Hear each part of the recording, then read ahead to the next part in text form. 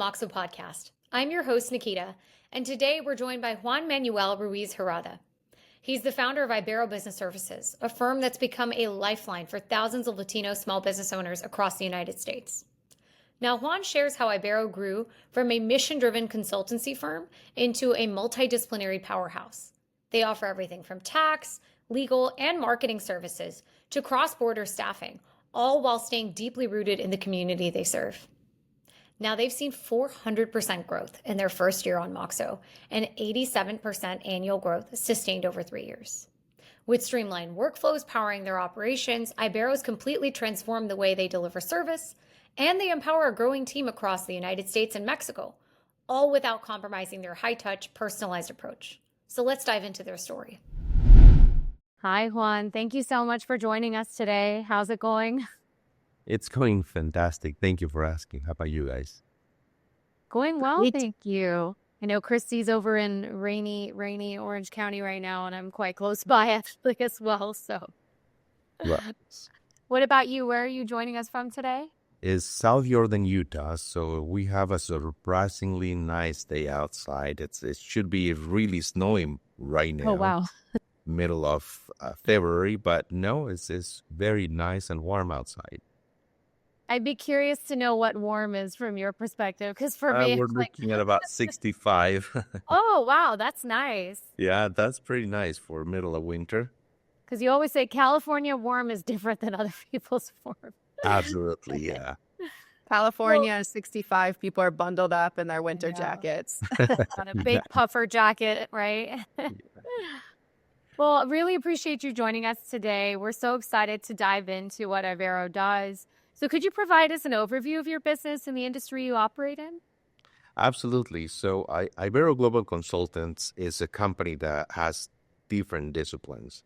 We started as a consulting company, and all we did was facilitate and guide, maybe even coach clients in the small business sector to go through the different challenges and opportunities that they have as small businesses. Eventually, we started to develop some internal services so that we could serve our clients better, since in many cases we didn't have anyone to send them to for some of these solutions. So we started to implement payroll services, tax preparation services, tax planning. We started to do some legal services such as document preparation, contracts, and things of that nature as well. We also started to provide accounting services. Then we opened a marketing agency, and now we help them with the generation of leads and advertising, marketing, all of those practices, corporate branding. And recently, our most very recent addition to the services is now we're helping individuals who have a very strong need of professionals to hire internationally, both in Mexico and Canada, so that they can bring really good candidates who have professional level degrees to be brought in and employed in the United States. And can you talk to us about your client base, about these small business owners that you work with? Absolutely. So for the majority of the other small business services, our typical client is mostly a Latino owner of a small business. Most of our clients have less than 10 to 15 employees. The majority of them are less than 10 years in business. Many of them are somewhere around $1 million in revenue. The majority of them are. We do have a few clients that are 8, 10, 15 million in revenue, but the majority of them are under $1 million in revenue. On the other hand, for those who are seeking employees in Mexico or Canada, the majority of them are pretty large corporations. So what made you start your consulting firm, and especially in that niche? I see you have a long background in all different areas of business, and being seems like you've been a business owner yourself. So what is it that you made you want to start this consulting firm? And yeah. Well, that's a really good question. I guess we all kind of find our paths in life, and we fall into what becomes your passion, right? You find it in your day-to-day activities, and I started just like anyone else. I was actually what you would normally call an immigrant, right? I came from Mexico when I was 20 years old, and my plan was to visit with some friends, but just I fell in love with the United States, and I fell in love with the the, the beauty of the culture, the language, and it became a challenge. I really wanted to learn the language, and after a few years of going to college here, and I got my different college degrees here in the United States, I realized that the community of business owners in the United States that were Latinos just lacked a lot of the connection to the mainstream resources. They just didn't have the chambers of commerce. They didn't have the better business bureaus, at least not in their language, and it was not widely used in the community. So I founded a chamber of commerce in Utah. I ran it for about 10 years. Then I helped create the National Association of Chambers of Commerce, or Latino Chambers of Commerce, and then after that, I serve as a local volunteer for SCORE, which is the nonprofit arm of the SBA, and I ran the chapter for a couple of years as well. So with all that acumen of business resources and knowledge and experience and running my own business for several years, I decided that it was time to start serving the community in a for-profit model, right? Where we could charge for our services a decent fee and make a living out of consulting. And that's how it all started. Yeah, your passion really comes through, in everything that I've read and just all the work that you've done and the organizations you've started. And I just have another question along those lines is, why is it so important? Let me see how I want to phrase it. But what does it mean to a community and to a person to be a small business owner? Like, how does that help the overall community when it's run by small businesses? And what does it mean to people in their lives to have this successful business? Does that make sense? Yes, absolutely. Okay. It does make sense. And it's a lot more impactful, not just at the individual level or even as a community level, at a national level. Right now, if you look up statistics, you're going to find that Latino women are leading the fastest growing business starting sector. Okay, so that's huge. I mean, the fact that Latino women are taking that lead and they are starting businesses at about 2 to 3 times the rate of other ethnicities and groups is just very impactful to our economy, right? I was reading not very long ago that if all the Latino businesses and community was to create its own country inside the United States, it would be one of the largest economies in the world, right? Mm-hmm. And that's a major responsibility that Latinos have in the country. Another big statistic that should be very interesting is that Latinos are supposed to become the majority by 2050, 2051. If that is the case, then it really, I take it very, very personal to make it my responsibility to guide those that are within my realm so that they understand the huge baton that is being passed to them, that if they do become the largest, right now they're the largest minority, but if they do become the majority in the United States, then we have a huge responsibility to continue the values and then continue the patriotism and then continue the liberties and freedoms that we do enjoy in the United States, and not turn the United States into another Mexico or another Venezuela or another Colombia, right? So I think that culturally we need to learn from this country and the current ethnicities that are the majority, which in this right now are the Anglo.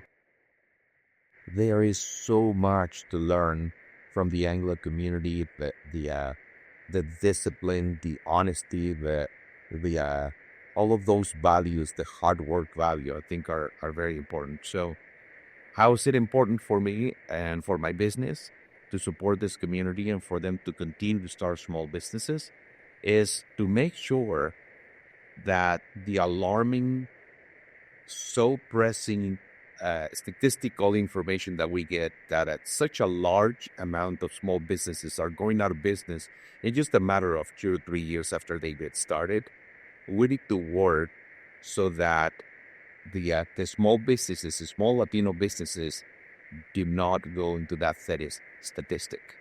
Okay, we need to do because they're underserved and because there's so many resources that they can't even access just because of language barriers. So we need to make sure that those services are offered in their language or that they start to become more enthusiastic about adopting the culture and learning the language. So I think that that's what we need to do as professionals that serve this community. Well, I mean, everything you said is incredibly powerful because I think it brings up this interesting point of where our country is today, too, and kind of the founding principles. You know, not to go off too much on that track, but I do think there's a natural disposition of, you know, those who immigrate and leave their country and leave their culture and this natural flexibility and adaptable personality you have to be able to enter a new country and build a life for yourself and for your family and create that community. There's a resilience it takes, firstly. And there's a serious level of enterprising, let's say, an enterprising mindset, I'd say. And that is what you see with a lot of the immigrant communities. I mean, the Latin American communities, you know, that come to this country and create a whole new way for themselves. I think it's so powerful. And I love that, you know, you're focused on creating that infrastructure for people, right? Because it's half of the battle is having the drive, having the will, having the resilience, having that enterprising nature to get started on your own and make something. The second half is having access to resources and being able to, you know, actually have the guidance to put what you want in place. And without that, it's almost like an unfair disadvantage to people if they're not able to access those kinds of resources that other people would say have access to and be able to leverage, because you're inherently just sitting at a disadvantage because of that, right? Absolutely. I mean, you said a huge truth is that I would say that the reason the United States is the great nation that it is because from the beginning it was founded on the backs of immigrants. Yes. Okay, and those immigrants have come to the United States in waves, and most of the immigrants have been fleeing oppressive governments. They have been looking for better opportunity for their families. They've been looking for greater freedom, more security, right? And whether you go all the way back to the first Irish and England and English immigrants, all the way to the newest immigrants, right? I think that the character traits that differentiates them is that all of them didn't feel comfortable with the status quo of where they were living at, and they decided to change that, to take matters into their own hands and say, I'm going to change my environment, but if I can, then I'm going to change environment, right? And we all moved to a new country, me counting myself as an immigrant. We all move into a country that we fell in love with. And one thing is to just be born somewhere, right? And you can't change that. You know, that decision was made before you were born. But which country you make your home, that's a decision you can make, right? And then once you make that decision, then it's a lot more valuable because you fall in love with the country. You decide to adopt that as your country, right? It took me about 30 years to become a U.S. citizen, and that's something that just happened about 3 years ago. And it was an uphill battle. It was extremely hard and very costly. And it's sad that in the process you have to live in the shadows, right? And even though I came into the country legally and I went through the school system and I got my degree here in the United States, then I found out that it was just not going to be easy for me to stay in the United States unless I fell out of what they call status. Right. Okay. And the only difference between an undocumented immigrant and me was that I had a document, but Right. I didn't have any of the rights or Yeah, there's no responsibilities. resources, rights to other. Yeah. There was nothing. And so for me, having traveled that path makes me a lot more sensitive to the pains and the sorrows of the immigrant, irregardless of where they are. But it Yes. also makes me one person that I can say it's doable. It takes forever, yes. Okay, and hopefully we can change that in the future.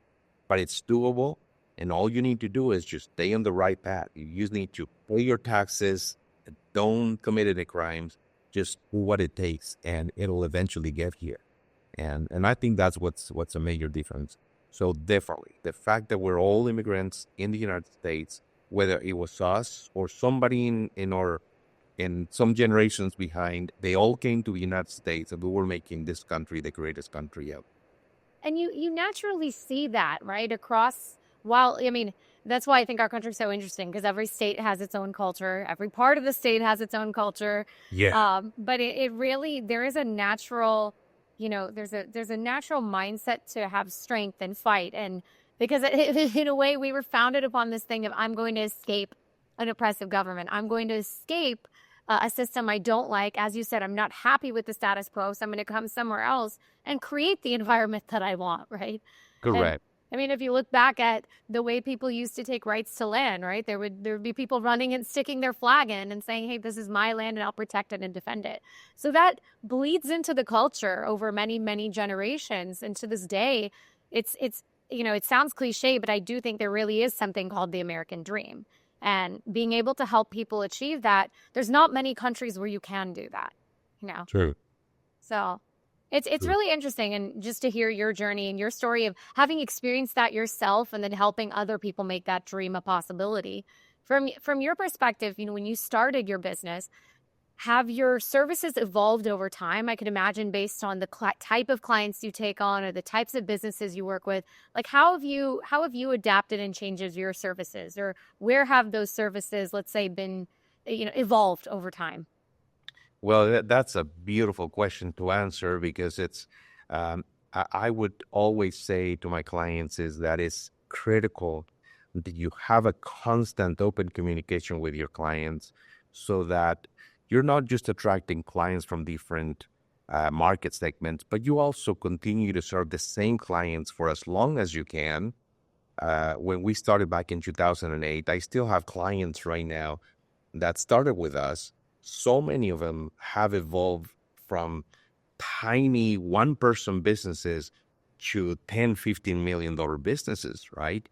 And now they have several employees, and they have inventory, and they have buildings and equipment and all of that. And as they take their own trip and growth as a company, because we keep such a close, tight relationship with them, we try to do, we anticipate what their future needs are going to be. And we start developing those products and services so that when they are there, we are there to offer them. So our business, our basic services at the beginning was basically just accounting, tax preparation, and payroll, right? Now we're helping them with capital, we're helping them with tax strategy, and recently with the new addition of the companies, the lead generation service and the legal services, where we can help them put together trusts and other types of entities so that they can protect their equity and protect their wealth. It's just a result of us having a good communication with the client. And just about almost 4 years ago, we acquired a new platform. It's based in the Moxo technology. And what we did with that is that we identified the clients didn't want to just have somebody to meet once a year or a couple of times a year. They wanted to have a partner with them that was constantly available to them, not just to ask questions, but to interpret documents or conversations, or to relate their experiences to them. And in some cases, even uh, ask questions on issues that are completely unrelated to business. Okay. And sometimes political, sometimes humanitarian issues. And this platform that we adopted was a critical component to our growth. Now we have offices in West Valley City, offices out here in South Jordan, and next week we're opening a pretty large office down in Mexico Oh, amazing. for a large portion of our employees. And what made it huge is that by having a platform that was web-based, it allowed us to serve anyone in the United States and even outside of the United States, but also employ anyone outside of the United States. So now the majority of our workforce is in Mexico, which it allows us to pay them very generously, and at the same time still have a cutting edge advantage of high talent Yeah. for a lower price. So it's just been Right. fantastic. And I'm curious, to come to this point to say, hey, I'm going to adopt something like Moxo, and I'm going to see that as a strategy for my business to, better manage these service processes with every one of these clients, be better able to orchestrate the entire service journey with obviously long-standing relationships. I'm sure the transaction values as a result with each client account that you work with tend to be higher. I'm curious, what made you think I need something like that? Was there a moment that you said, man, the way I'm doing it is just not working? Or was it something that you had naturally been interested in? Were you already trying to implement tech? Talk to us, and if you can, paint a picture of where you were and what got you searching for this. Well, absolutely. It's pretty simple. So my right hand in my business is Hannah. She's my right hand, and she's also my daughter. Okay, so she is one of those very few people that can be pretty straightforward with me, right, and ground me. And what was happening back then is that the company was growing so fast, and we had so many employees that were just barely at the beginning of the learning curve. And at the same time, we had all these brand new clients that were coming in waves. And we started to lose clients because the clients got desperate that I didn't have time for them. And I was trying to split myself into the manager of the company, but the trainer of all these new employees, and still providing a lot of services. And I became kind of like a telephone receptionist almost. I was talking to this client and referring them to one of these employees, and I was this hub of activity. And then all of a sudden I was working 14 hours a day, Monday through Sunday.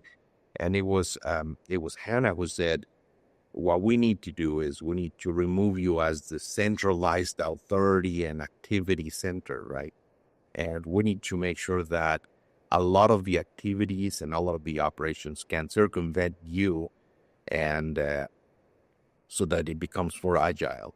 So she is the one who started to research different platforms for coordination, cooperation, communication. And she is the one that came back and said, this is it, right? She's the one who told me, and she took it upon herself to go ahead and start the implementation. The result of that was that all of a sudden, I started to go into all these conversations so that people can understand what Moxo is. It's a platform that is very similar in some areas, like a WhatsApp, right? It's an app that allows for us to have channels of communication that are topic oriented.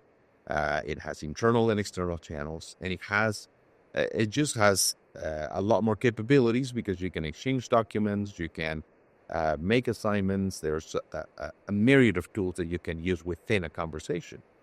Well, what started to happen is that at the beginning, I was in every one of those conversations until all of a sudden, when I was answering questions to my clients, at the same time, I was training my employees because they saw what I answered, right? And eventually what started to happen is that when a client asked a question, they would answer before I did. And eventually what started to happen, it was such a great flow where my employees took a more proactive role, and then I started to feel obsolete in some of those conversations. So I started to exit the conversations, and then the company started to run a lot more on its own and less through me, and that freed so much time for me to do more of the management level activities and work on my business, right? Instead of in the business. And I think that it was instrumental that we adopted this platform. And I think we hear that a lot from other businesses and business owners, where it's overwhelming to be in every single conversation and to answer every conversation, but you want to have an oversight into what's happening with your business, what's happening with your clients, because they're trusting you. So can you talk to us about that oversight where you can see everything that's happening, but your employees are trained where they're able to answer the clients, but you have that sense of what's happening all the time and how important that was? Absolutely. So the way we did it is that we empowered some of our employees to be sentinels, right? They're basically just sitting there, making sure that everything is running smooth, that the conversation is properly managed, that the answers are correct, and that they're prompt.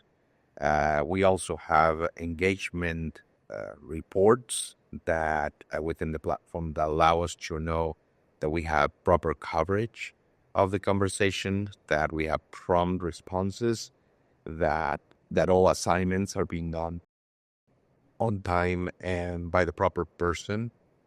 So all of these tools and reporting capabilities that Moxo has made it so that individually, every one of the team managers were able to assess the effectiveness of their team very easy, but do it also in real time by keeping sentinels in every one of those conversations that were topic experts, right? And so the client is getting an answer within 24 hours of information that in most accounting firms sometimes takes days, right? Sometimes takes weeks to get a profit and loss statement that has this very specific configuration. For us, it takes hours, and that agility was brought by the capabilities that Moxo brought to us. And when you were talking about sort of that task and making sure everything is completed and by the right person, do you use flows for that? Yes, we do. We basically, every activity within the organization, we divide it into two types of activities that take 3 steps or less, or that has 1 or 2 individuals only. Then we manage those in what we call to-dos or assignments. Okay. And these assignments can be managed so that you have a very direct instruction of what needs to be done, when it needs to be accomplished, and who is going to be assigned to get this to do or this work to be completed. But if there is a process that takes any more than 3 steps or any more than 2 people, then we put together a flow. And a flow is a series of tools that basically keep continuity in the process so that nothing falls through the cracks. It's very common within organizations that one department will take care of onboarding and then everything drops. Like they are not properly handing that individual or that new client from onboarding to the actual service provider or the employee who will take care of providing the service. And with flows, we're always it's right in front of us whenever there is a process that belongs to me individually. So we no longer have any individuals who are falling through the cracks only because we forgot to pass over the client from one process to another. And I'm sure that, that helps when there are processes and templates in place, then you all do a ton of strategic consulting. So can you talk to us about how with that automation and with those processes, all that sort of admin actions and things like that, then you can focus more on the strategic advising and that relationship with your clients. Yes, indeed. There are, for every business, there are what we call low value services and activities. And then you have your high value billable activities, right? For us, there are services that are pretty low value. There are subscription services such as accounting, right? So we have right now when somebody hires us to do their bookkeeping, depending where they are, but the majority of them would pay about $225 per month for bookkeeping services. So we keep our pricing extremely low so that it's very affordable for the community that has such a great need for it, right? But at the same time, we want to make sure that within the organization, through automation, we make a lot of these processes the least time consuming as possible. Okay, so what we do is we normally create partnerships with the banks. For instance, we have a really good relationship with one of the local banks that has all of the capabilities that our clients need, including the ability to create a user for us that has limited privileges so that we can look at transactions, download images and things of that nature so that we can do 90% of the work of bookkeeping without having to go to the client for additional clarification. So what that does is by using the combination of the access to the bank and our bookkeeping platform and Moxo, it just use the time that it would involve to do the books for a company has been reduced dramatically to the point that now our clients are seeing a lot more higher value services for the same price. Okay, so their accountants and bookkeeping or bookkeepers assigned, they have less time in the receipt capturing and a lot more time to respond their questions real time. And what is that doing to us is that we're able to provide a higher quality service for a lower price than we used to. And that's a huge advantage, a huge competitive advantage for us as a company. And I can only imagine the, ability to offer services at that level means that you can also inherently, capture more clients, right?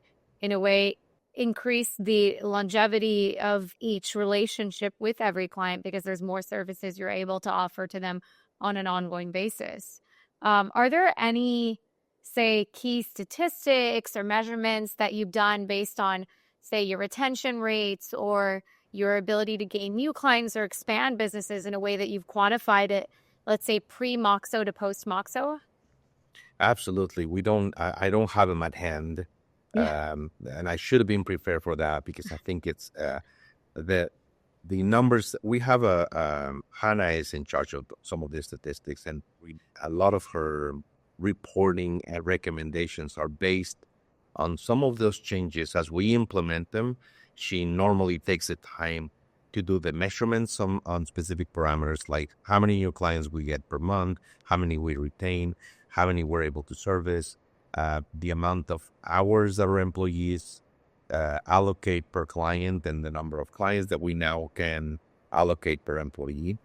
But the one thing that I can tell you that has been dramatic is that from the time that we implemented Ibero Moxo, which we chose to brand it under Ibero Connecta, which is a great capability because we were able to make it our own, right? And the fact that you can white label the product it was fantastic for us. The fact that our logo was in the app, that the whole experience within the app is our brand, and I thought that was fantastic. So from the time that we implemented to right now, we have been growing 87% in average over the last 3 years. So an 87% growth year after year is huge. Okay. But what's even better is to be able to sustain it without having major cash flow problems or major disruption within the system. And it's only because we're able to keep all of the changes real-time and full communications through the app. It's incredible. Thank you for sharing that. I mean, firstly, we're so proud and excited to be a part of your journey and see how we could even play a small role in your company's success is truly incredible. I think that from our perspective, why do we do this? We do this because we really want to be able to enable businesses of all sizes and types to be successful. And I think technology out there was the first wave of the change from paper and, fax machines to email and the internet. And technology and software that was built around that time really catered to creating more accessibility and better processes for businesses trying to, say, manage client relationships and orchestrate service processes 30 years ago. But the problem is, you fast forward 30 years later and, there's this inherent problem that the times have shifted, the expectations have shifted, and the modalities in which people engage have shifted. But technology is still catching up. And in a way, we look and we say we're so advanced. Yeah, in certain areas, we're incredibly advanced. And I'm shocked by the advancements we're making every day. I mean, I love the way I can use AI in my role every day. But it's still such a tough problem to solve when it comes to any kind of service process where there's consultation involved. Because consultation equals involving the human being. And when you involve the human being, that's where technology oftentimes has gone like this. And because its ability to expedite the process or make it more efficient is not necessarily what it's catered to, right? So it's powerful to hear that we've been able to make an impact, and you can see that in percentage growth of your ability to serve more clients. Now, I'm curious, is there a possibility that you could share with us some of the typical scenarios or the types of workflows? I know you talked about where there's more actions that you're trying to complete than you use a flow. Are there any particular workflows that you find you use more on a regular basis? Is there any client feedback you've gotten directly? Would love to know. Absolutely. For one of the most effective one is our marketing. What we did is we knew that our client could not go straight into lead generation. Okay, we told them if you go straight into lead generation, you're probably going to spend a lot of marketing money, and those marketing dollars are actually going to drive a lot of leads to your competition. Because the minute you start sparking that interest in what you're offering, but if you don't have a strong presence and if you don't have a strong reputation, then they're going to look elsewhere, and you just advertise for your competition. So we divided our marketing process into three different sections, I would say. The first one is all about branding. It's making sure that we know that your branding is properly communicating the feeling, the culture, and the type of identity that you want your customer to identify, right? And so we do an assessment of that, and we make sure that we fine-tune it to where it needs to be. The text, the messages, and all of that. But then we move to the second stage where we discuss all of the issues about their reputation online. Because right now, most people are making decisions on stars and reviews and things of that nature. And unless you have a well-managed social reputation, you're going to suffer quite a bit. So we help them bring that under control, gather down into a single platform, and we give them the option to whether they want to manage it or they can hire us to manage it. And once those two things are there, where we cleaned up the reputation, make sure that all they have is 5 or 4 stars, and they have really good practice, internal practice to respond to reviews and things of that nature, then we start with lead generation. But all those 3 different steps have intermediate steps, and they also have, I would call them milestones, but then within the milestones, you have all these different processes. And sometimes you need the client to provide you with stuff, or sometimes you need for them to approve a script or things of that nature. So when we put together the flow for marketing, it ended up like a very long process. And one of the things that we loved about the Moxo crew and their developers is that constantly we have a totally different a separate conversation with them where every time we run into something where we wish we could do something, we go over there and several members of our team just go straight and say, hey, could this be implemented? And it's unbelievable because not only we get an answer immediately, but we see the implementations within months, right? Which is just fantastic to have that ability to feed back into a company and for them to take your recommendations seriously and to implement them in a matter of months. In this day and age, that's huge, right? So for us, as Moxo has been improving and bettering the different flows and the process and the abilities for a flow to function better, like eliminating steps that are not longer needed, or to do bifurcations of processes and things of that nature. It just has made it a very vital tool for our progress. And recently, as our team is looking through the different templates now that there are within the gallery, it's just so much work saved now because of their ability to see the needs within their different industries. And now we're taking advantage of that experience. So yeah, it's been fantastic. That's really powerful. And thanks for sharing that. I think one thing I'd mention to you is I think one reason our team is able to be so responsive, right, is because we use our own product Correct. to manage every client relationship. Because the reality is if we were getting a bunch of emails or there was a separate messaging thread for one thing, a separate area where we look at client files, I don't think we'd be able to be as responsive, you know? So in a way, we thrive off of client feedback. I think any product has to constantly be adapting to be successful. And if you're doing something incredible and we launch something incredible, our clients are so excited. Our mind is always at, okay, and what's next? So based on this, what's coming next? And based on this, what do we think clients are going to need? And it's really exciting to have clients who want to share that feedback with us and who are actively using, every feature and telling us ways in which it could be better because we learn from that, right? So please continue to share that feedback. We really appreciate it. We will, for sure. And it's interesting you say that. It's powerful, right? We'll end up seeing somebody say, hey, I've got a process I want to run. Okay, they build that flow on Moxo and they start running it.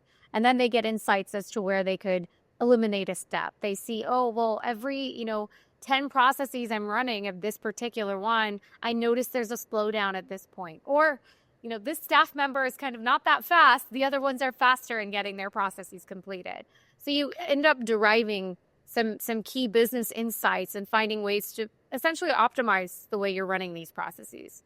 But to your point, I think as we've evolved too, what we keep learning is how can we better support the complexities and the need for adaptation in a process. So somebody says, I'm making this choice, then a different set of actions should appear. Or, hey, sometimes, like you said, there's this process that each one of these stages are milestones to get them to a point where they're ready for lead generation.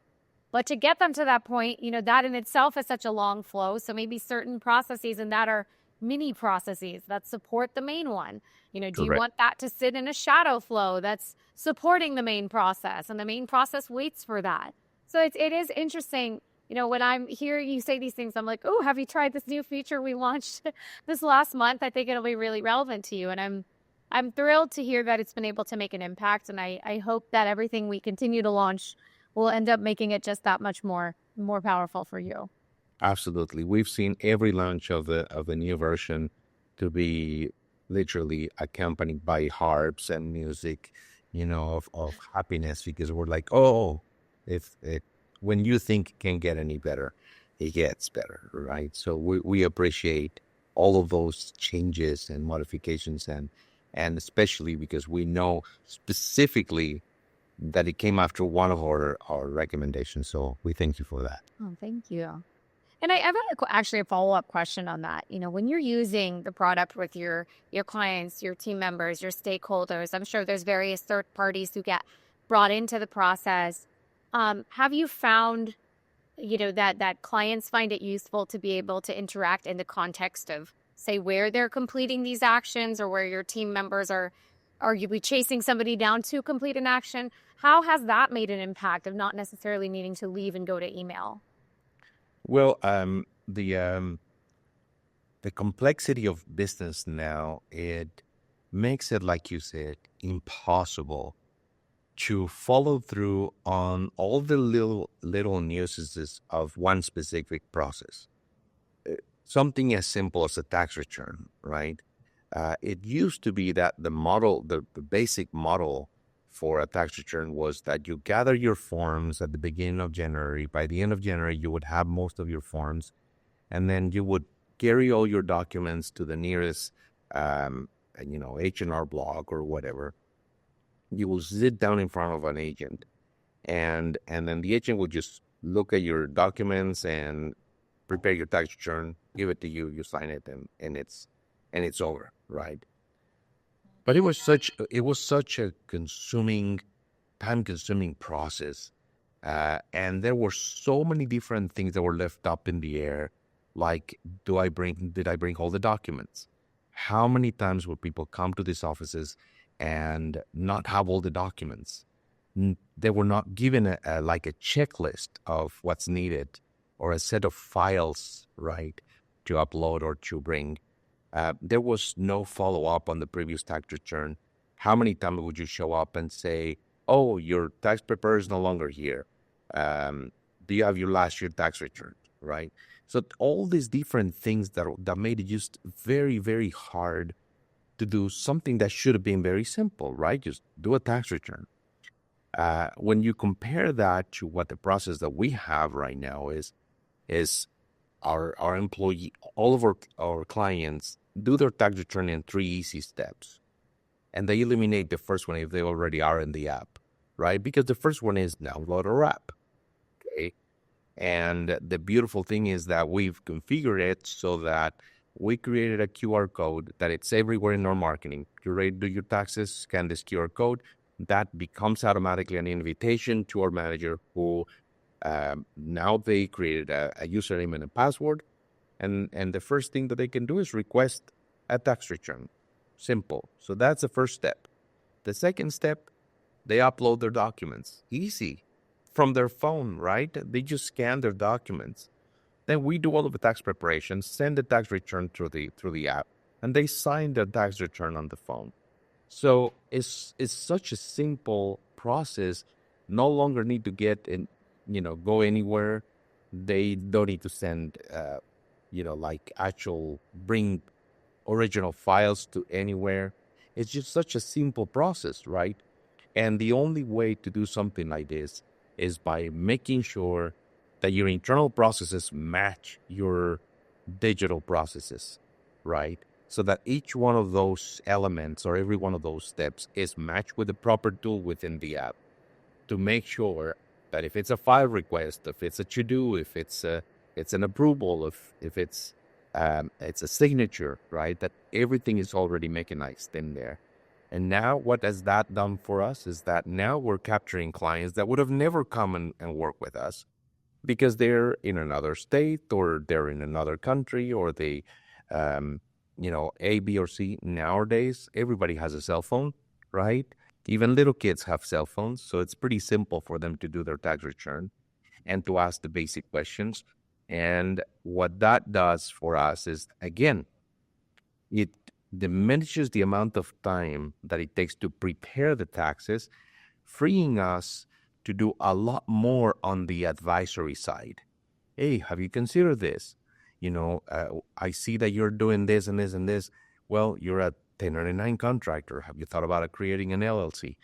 What that does is that now all of a sudden we bring additional services to the client that we can charge, but at the same time save our clients taxes. So it's such a great commitment, right, on both ends. And with those commitments comes, additional revenues and additional savings. Yeah, I think the biggest thing, when we talk about digital transformation, processes have to translate to digital. You have to take what processes you're doing and those manual processes and translate it. And then that's the way that you are able to scale, because you make certain processes more efficient. And so I'm wondering how Moxo has helped you grow and scale in that sense. Because I know, I think we had talked to you a while ago, and I remember you brought up a 400% growth from when you were Yeah. start using The first Moxo. year. Yeah.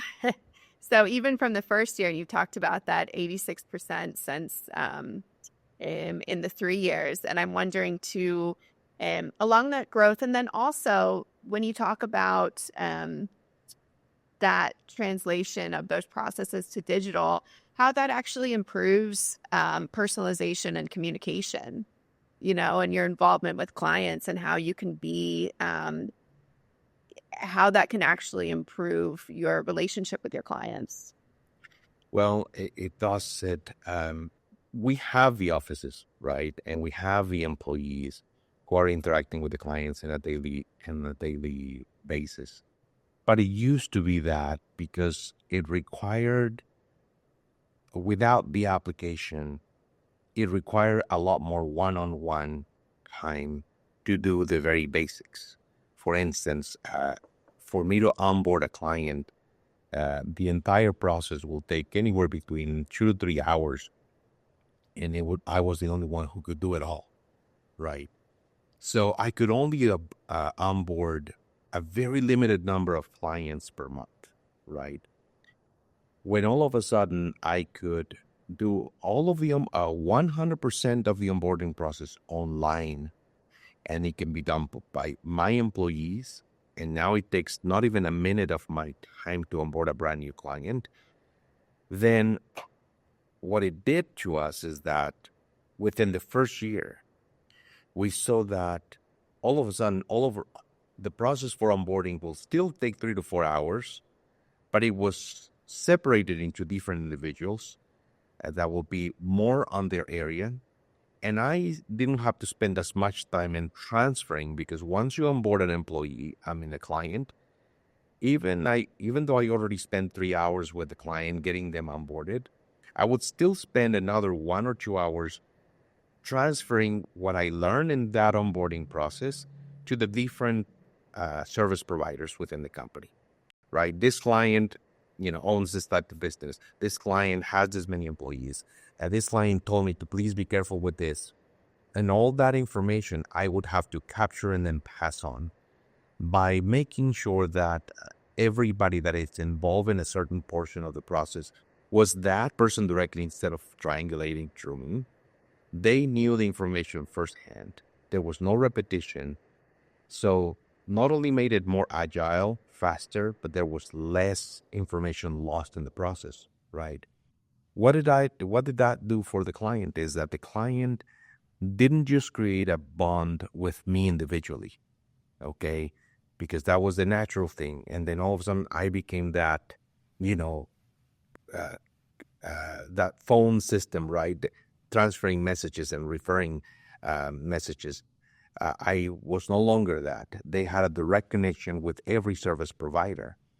And that made the relationship with the client a lot stronger, because now they didn't just have a relationship with me as their accountant, but now they had a relationship with their payroll provider and their tax return provider, because they now had them right there as if it was in an app, right? They could communicate with them directly or within a channel.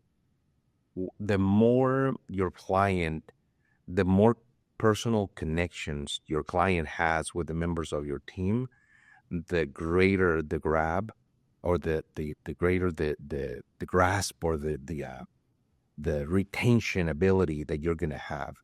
Because now it's not just you, it's your entire team and that client, right? So it definitely improved communication, improved client participation, employee participation in the retention, and obviously the numbers just showed dramatically.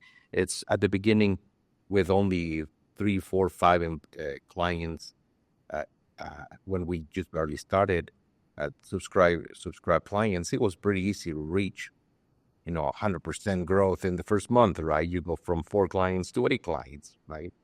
And within the first year, we experienced a huge growth. As years go by, even though we're still adding 40 to 50 brand new clients per year, now compared to the amount of clients that we now have, is the percentage still small, right? It gets smaller and smaller depending on the number of clients that we have. But if we were to measure by the number of new clients that we get and how they're retained, we continue to have the same level of growth. That's incredible. And in fact, going back to one point you made at the beginning, you were just talking about, in a way, being that operator.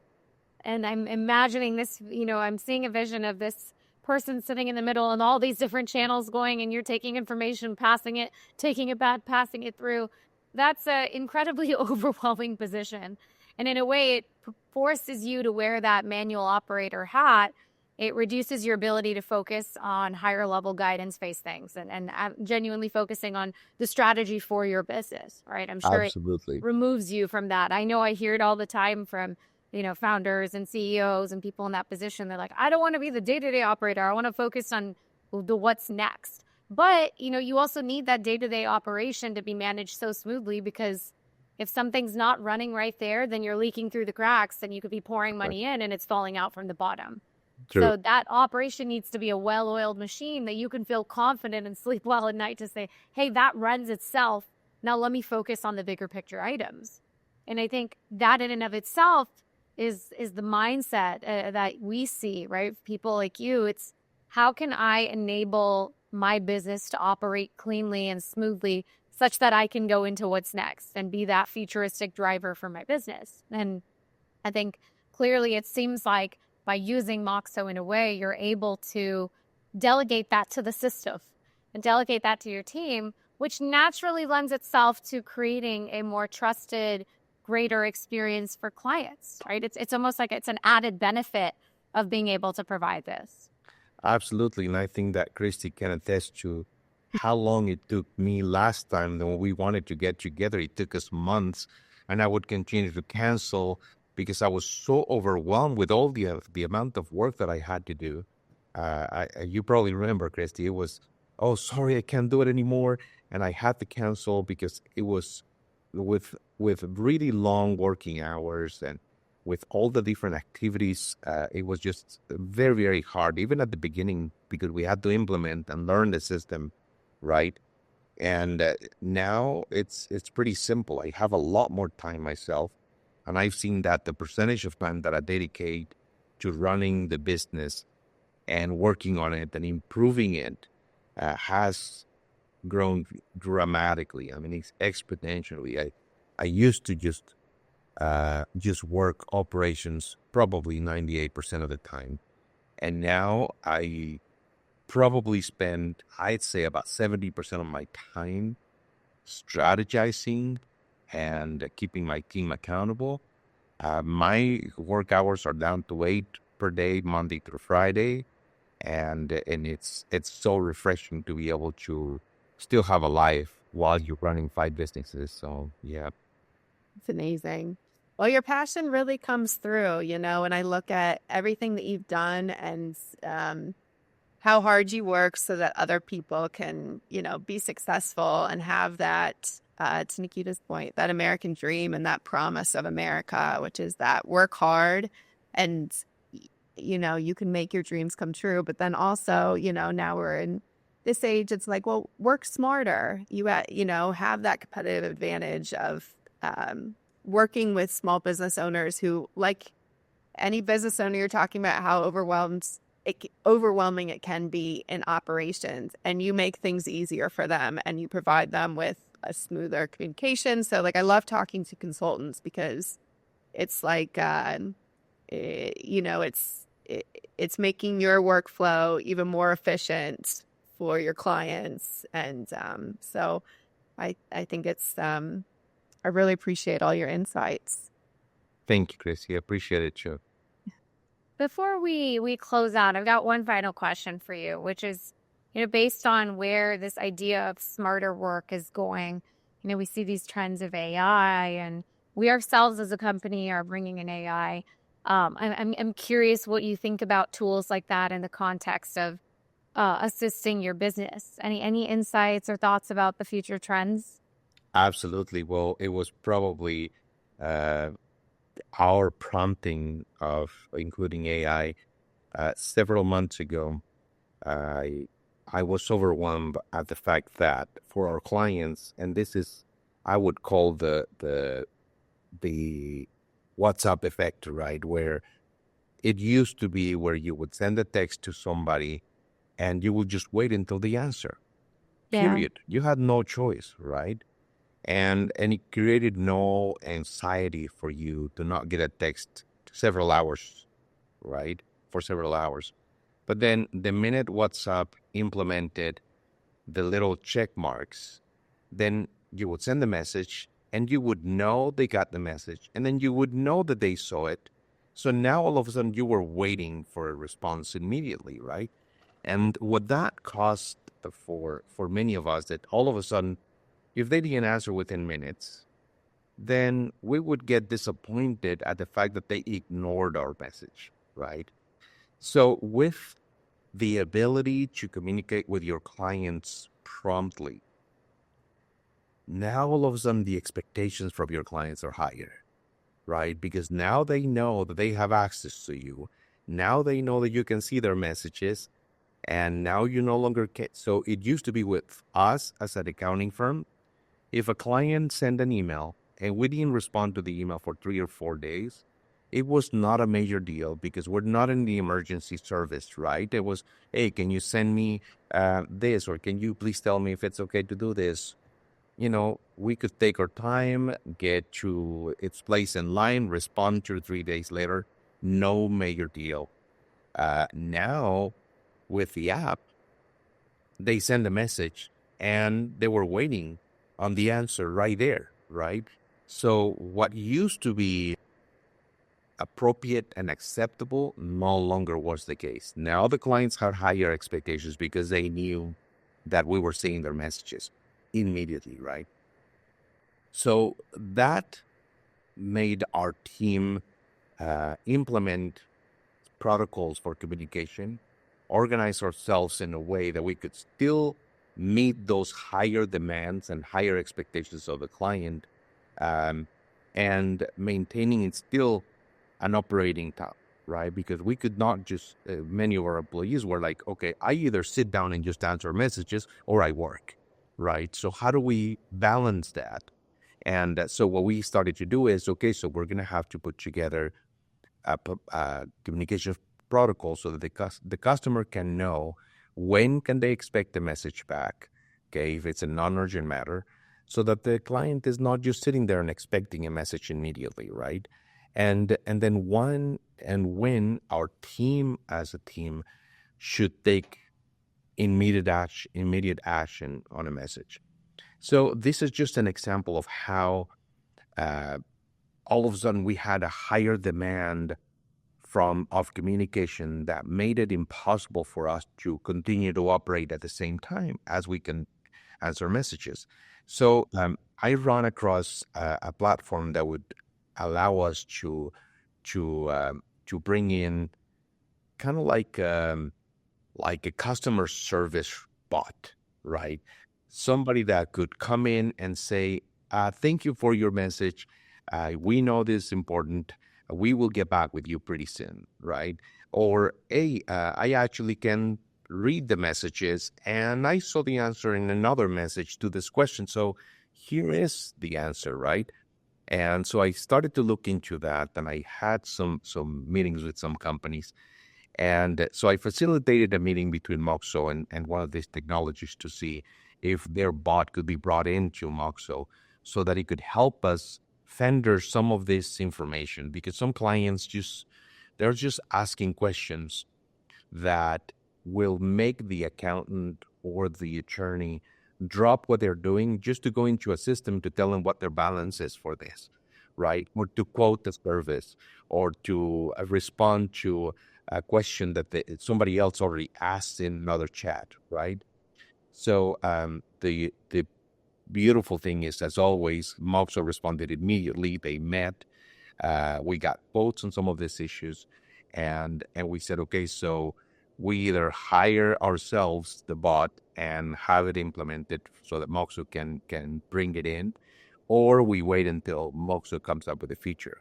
So we have been waiting on that decision, but we think that bringing in an AI receptionist or an AI customer service representative would be a huge addition to Moxo, because like I said, now the clients are expecting higher, faster communication with us, and that's stopping us now from doing the actual work. So hopefully it is something that we can see in the making pretty soon. Oh, definitely. I'm excited to hear you say that because there's some pretty interesting things coming your way. Something we would see too, and this is always how, when you start to see AI at all these conferences in the last few years, I think there's been a serious change, particularly this year. But at first it was very much the buzzword that everyone's throwing out at every digital transformation, show or conference and conversation. Then you get into the nuts and bolts and you talk to people and they're like, I don't know, where am I using this? Especially in consultative services, because you think it makes sense in low value, low touch services where no touch is required. Correct. Or something like, hey, I got a question about my bank balance. Sure, of course a bot can answer a question like that instead of taking up a human being's time. Humans equals more expensive, right? It's more Correct. expensive for a business to staff with human beings. So it's like, how can you make those human beings as efficient as possible where they're focused on delivering guidance-based knowledge that a bot can't handle? And so in a way, a bot almost becomes an assistant to that human. They become like the assistant to the knowledge worker giving advice to clean up some of that manual management and manual interaction on day-to-day low-level questions. So Correct. Absolutely, we see this as a common need. This is something we've been exploring, and there's some exciting stuff coming up. So Fabulous. It was great to hear, but I wasn't expecting any less from you guys. Oh, thank you. You guys have been just so incredible to work with, and just the fact that we get to hear your story, learn from you, and be a part of this in any way, shape, and form is so exciting for us, and this is why we do what we do. So thanks for letting us be a part of your story. Thank you guys for bringing solutions that actually make a difference. Thank you so much, Juan. Thank you.